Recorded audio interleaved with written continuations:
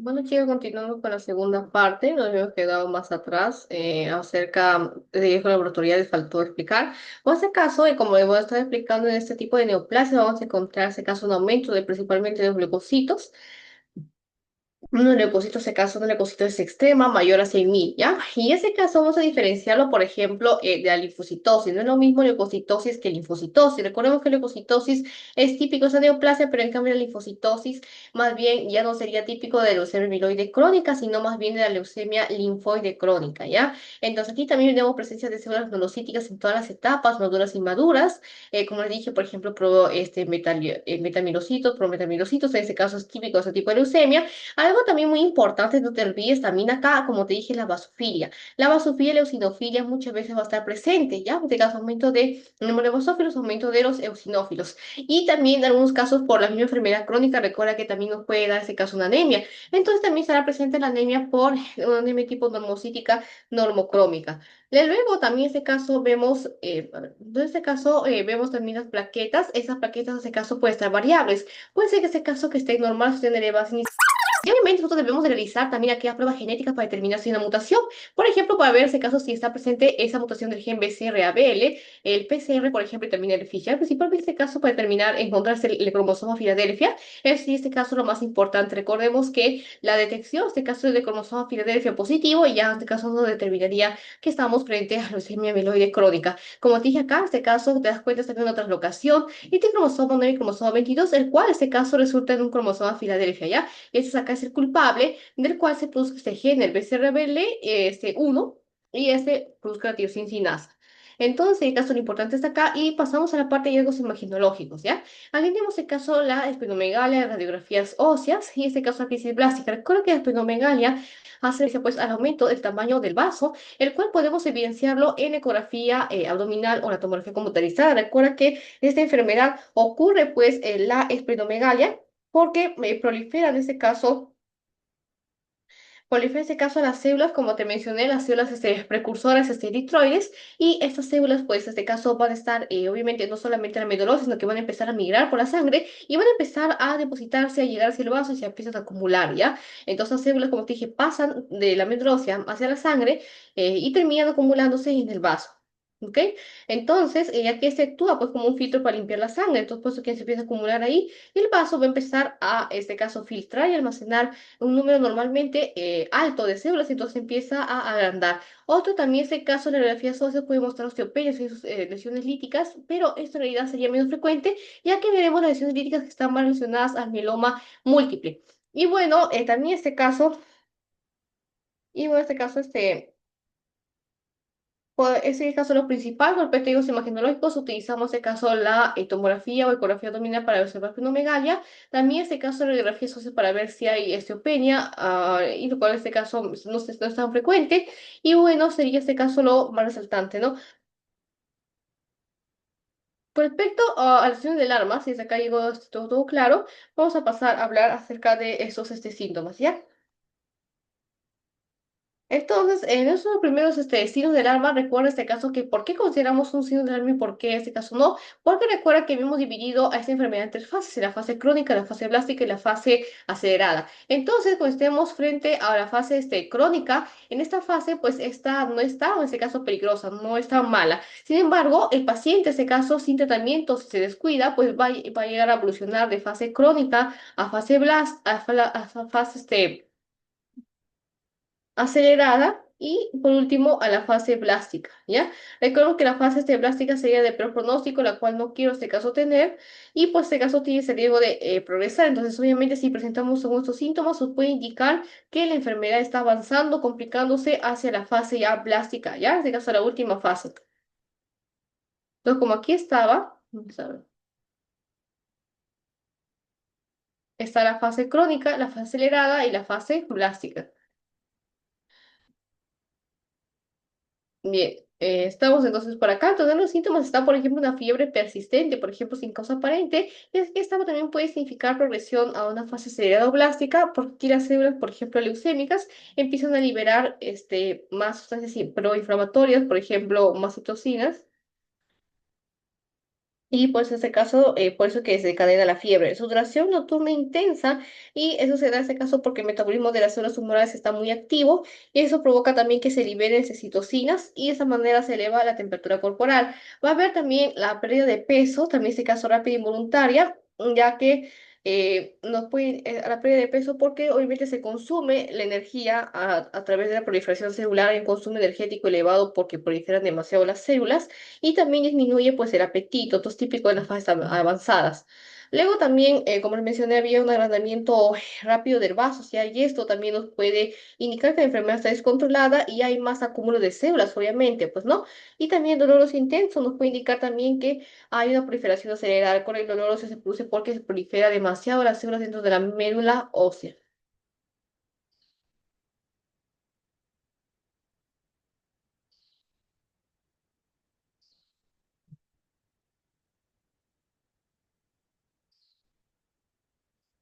Y entonces luego también está otro como son los sangrados fáciles o molestos espontáneos. Y esto ocurre en este caso por plaquetas bajas o defectuosas. Entonces esa es la señal, por ejemplo, de que la médula está fallando y también está predominando células inmaduras, ¿no? También cuando aparecen infecciones frecuentes o ya graves en fases avanzadas porque las defensas normales están desde bajas y no nos pueden proteger contra bacterias, hongos o virus. Entonces en este caso los signos de alarma principal, los cuales nos puede indicar que en este caso la enfermedad está progresando a una fase crónica, una fase acelerada o ya por último la fase blástica, ¿ya? No te olvides entonces acerca de la fiebre persistente, sudoración nocturna, entre otros. Bueno, tratamiento, vamos a hablar ahora sobre tratamiento de leucemia mieloide crónica.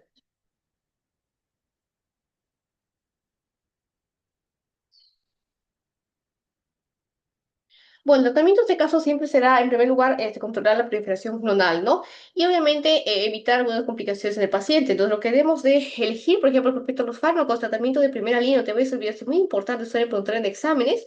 En este caso son los inhibidores de la tirosina. Eso, por ejemplo, está el imatinib de primera generación, está dasatinib, nilotinib, ok, aquí está, no sé, a ver, dasatinib, nilotinib, ¿no? Bosutinib, Puertinif, en este caso, bueno, tiene sombría para casos ya resistentes o que no responden al tratamiento. Entonces, ¿por qué funciona? Porque esos bloquean la proteína normal, que es el BCR-ABL1. Recuerda que este BCR-ABL1 se encargaba de producir tirosina, que la tirosina estimule más a los precursores eritroides a proliferarse, lo cual tú ya no quieres. Entonces, de esta manera, al bloquear el BCR-ABL1, se bloquea la tirosina y de esa manera se trata de evitar una proliferación excesiva, ¿no? Otras opciones como están, por ejemplo, por acá, interferón alfa, el cual, por ejemplo, se usa cuando no se toleran los inhibidores de la tirosinquinasa, esto de acá, lo que termina en INIF. La hidroxiuria, por ejemplo, para reducir rápidamente la cantidad de glóbulos blancos al inicio, antes de iniciar el tratamiento, y el trasplante alogénico de médula ósea, que es una opción curativa, pero está reservado para casos resistentes, por ejemplo, a varios inhibidores de la tirosinquinasa, ¿ya? Solamente este caso está reservado en caso que resista a ese tratamiento. O, por ejemplo, también se puede dar en crisis blástica por su alto riesgo, también se puede elegir esto. Un tratamiento de soporte sería en este caso hacer transfusiones si es que hubiera anemia, antibióticos, por ejemplo, para las infecciones, el control del ácido úrico, por ejemplo, o sea, dar alopurinol con el fin de prevenir el síndrome de lisis tumoral. Recuerda que el síndrome de lisis tumoral va a ser un término que vas a encontrar frecuentemente, hace referencia a una destrucción, ¿ya? De las células, por ejemplo, las células cancerosas cuando se destruyen, y esto, por ejemplo, cuando pasa, por ejemplo, sucede producir esto, por eso suele producir esto cuando hay tratamiento contra las leucemias, por ejemplo, con inhibidores de la tirosinquinasa, las células leucémicas van a empezar a morir rápidamente, ¿sí o no? Con el tratamiento. Entonces, estas células, cuando se mueren, van a liberar de golpe, cuando se rompen, potasio, fósforo y ácido úrico, lo cual, entonces, si se libera potasio, ¿qué pasará?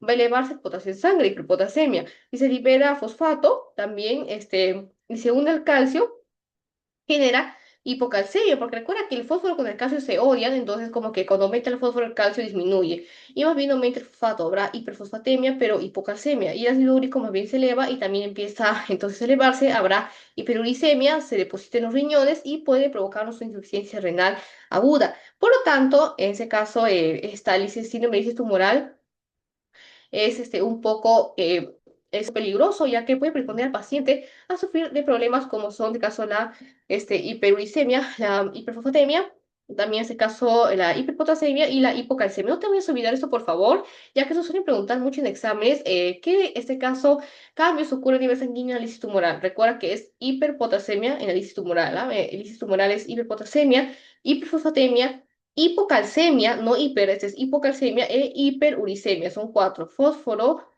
fosfato, ácido úrico y calcio. Entonces sería este caso lo principal, ¿ya? En ambos. Y bueno, respecto a la evolución y pronóstico, en este caso vamos a ver que la mayoría, por ejemplo, de pacientes, bueno, en tratamiento con inhibidores de tirosinquinasa, alcanzan la remisión completa, ¿ya? Y vamos a ver que sobreviven casi cerca al aproximado de esperanza de vida que tiene la población general, pero obviamente ese tratamiento, pues la enfermedad va a progresar, obviamente, de fase crónica, fase acelerada y por último, allá a la crisis blástica, ¿no? Que es blast crisis, que es la crisis blástica. Vamos a ver, obviamente, que si el paciente es resistente a esos medicamentos, va a ser mucho más complicado su manejo y mucho más pobre pronóstico. Y el trasplante puede curar, pero en este caso tiene mayor riesgo, ¿ya? Es importante conocer en este caso la evolución para saber cómo actuar.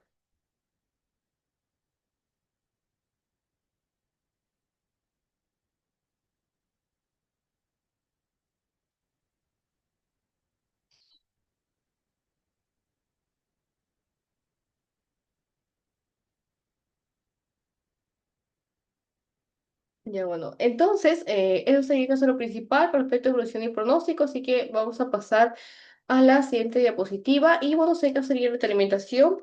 Vamos a repasar de inicio todo acerca de leucemia amiloide crónica, ¿sí? Antes de pasar ya a las preguntas.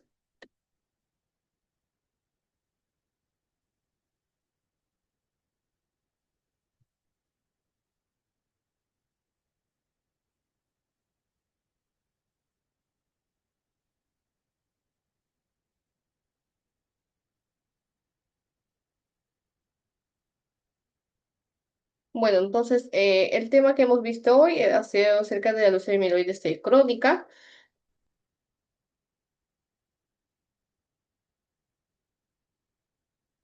En la cual es una neoplasia, como hemos visto ese caso, que está presente en la médula ósea y en la sangre, ¿no? En la cual, recuerda cuál sería este caso, la célula mutada sería la célula madre hematopoyética, ¿verdad? Entonces, célula madre hematopoyética, ¿qué es lo que va a suceder? Que va a proliferar de manera descontrolada. ¿Y esto por qué? Porque había este caso un cambio, por ejemplo, una mutación genética a nivel de los cromosomas.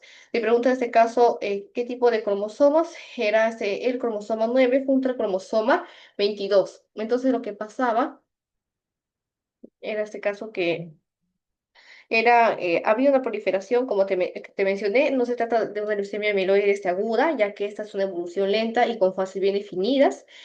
Sería este caso, se llama clonal porque todas las células tumorales provienen de una sola célula madre alterada, ¿ya? Recuerda este caso que la que se muta es la célula madre hematopoyética, entonces como todas las células tumorales provienen de eso, se llama clonal. Y como te dije, se modificaban los cromosomas tanto el 9 como el 22. Estos se traslocaban, se formaba un gen defectuoso que es el gen BCR-ABL1 y cuando mutaba esto hacía que se produzca tirosincina. Y la tirosincina, ¿qué es lo que provocaba a su vez? La tirosincina esta tirosina, sinasa, hacía y estimulaba a los precursores eritrales a que sigan proliferándose. Y de esta manera no había un control, ¿ok? Entonces, obviamente, el tratamiento para esta enfermedad tenía que ser fármacos que se encarguen de inhibir la tirosinasa. Es por ello que están los fármacos inhibidores de tirosinasa como el imatinib, que es el más conocido. Entonces, respecto a la epidemiología, hemos visto que es una enfermedad muy rara en niños y bueno, también puede aparecer en jóvenes, aunque más frecuente entre los 50 a 60 años o 45 a 55, en esta media, esta edad aproximadamente. Otra cosa también que hemos observado es, bueno, que es por el BCRBL1, suele ser adquirida, en este caso no es heredada, y su riesgo aumenta en realidad con el tiempo, en este caso con los años, ya que el paciente se expone, en este caso, a más daños del ADN.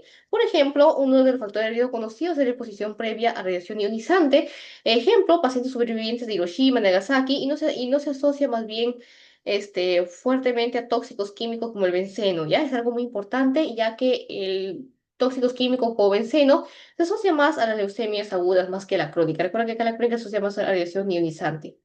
Con respecto a la parte de la etiología, hemos visto que ya te mencioné que es una translocación del cromosoma Filadelfia, se forma un gen híbrido, que es el BCR-ABL1, el cual codifica la tirosina, ¿no?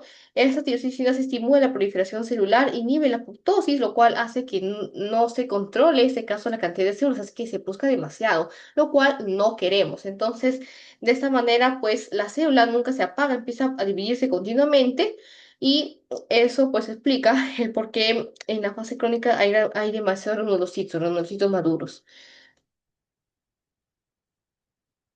Bueno, con respecto a la clasificación, hemos visto que está la fase crónica, la fase acelerada y la crisis blástica. Recuerda que la fase crónica, aquí en este caso encontraremos. Entonces, la clasificación, en este caso, como hemos visto en la fase crónica, acelerada y la fase básica. Recuerda ese caso que la enfermedad en realidad progresa dependiendo pues del cuidado del paciente, pues no, este caso si no tiene un buen tratamiento, si no sigue, este caso puede evolucionar hacia ya la fase básica que sería ya la etapa terminal. Entonces, en este caso, lo principal con respecto a la clasificación, después seguimos este caso con la siguiente parte, vamos a pasar. O histología, en este caso, saben que no pregunta mucho acerca, bueno, de la histología, bueno, de las manifestaciones clínicas. Son, en este caso, síntomas que son en realidad también muy comunes a otro tipo de cánceres, ¿no? Están los síntomas constitucionales, entonces, ¿a qué me refiero con estos síntomas constitucionales? Por ejemplo, son la fiebre, la pérdida de peso, también está, por ejemplo, la esplenomegalia, y entonces todo esto se desarrolla precisamente porque como hay una proliferación excesiva de las células.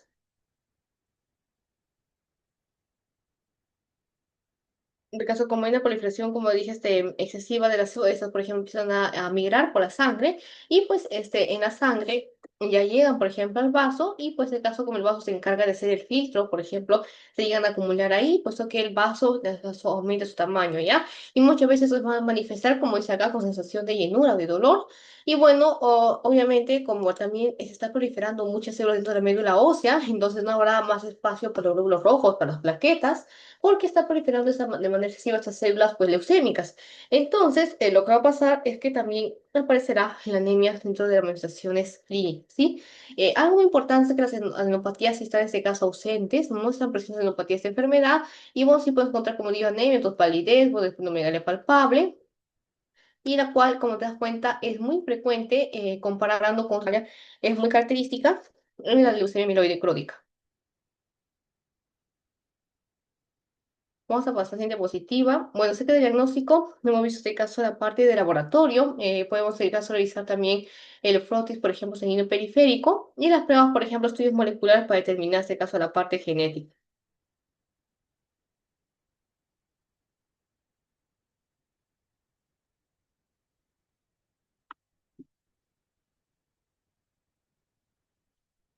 También en ese caso se puede utilizar un aspirado de biopsia de médula ósea con el fin de determinar la celaridad, pero recuerda este caso es importante también hacer bueno, el hemograma, ¿no? Recuerda ese caso los hallazgos típicos del hemograma, ¿cuáles son? Será la leucocitosis marcada, o sea, debemos de encontrar leucocitos más de 100.000 por microlitro, donde haya, por ejemplo, predominio de neutrófilos y también sus precursores, ¿ya? Como por ejemplo precursores que son los mielocitos, los metamielocitos, y los mielocitos. No te vayas a olvidar entonces de eso, ya que eso es lo más importante, creo yo. Que dentro del hemograma ya los típicos son la leucocitosis marcada, que es mayor a 100.000, y también el predominio de neutrófilos y sus precursores, ¿ya? Como son mielocitos, metamielocitos, promielocitos. Y algo también muy sugerente de esta enfermedad es la presencia también de la basofilia y la eosinofilia y la anemia normocítica normocrómica. Entonces me preguntan, ¿qué hallazgos típicos encontramos en un hemograma completo de la leucemia mieloide crónica? Tú responderías leucocitosis marcada con más de 100.000 por microlitro,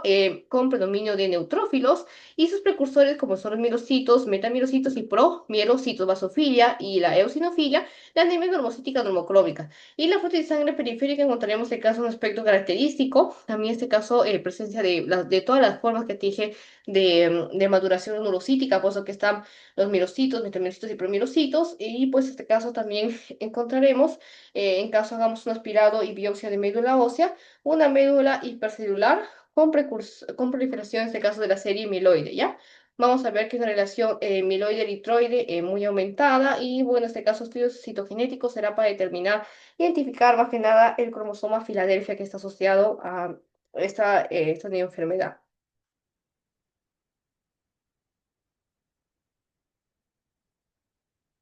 Y bueno, en este caso yo imagino lógico y solamente no es importante, sí creo que solamente sería nomás tal vez hacer una ecografía, abdominal o tomografía, laboratorio ya hemos explicado, recuerda basofilia, sinofilia y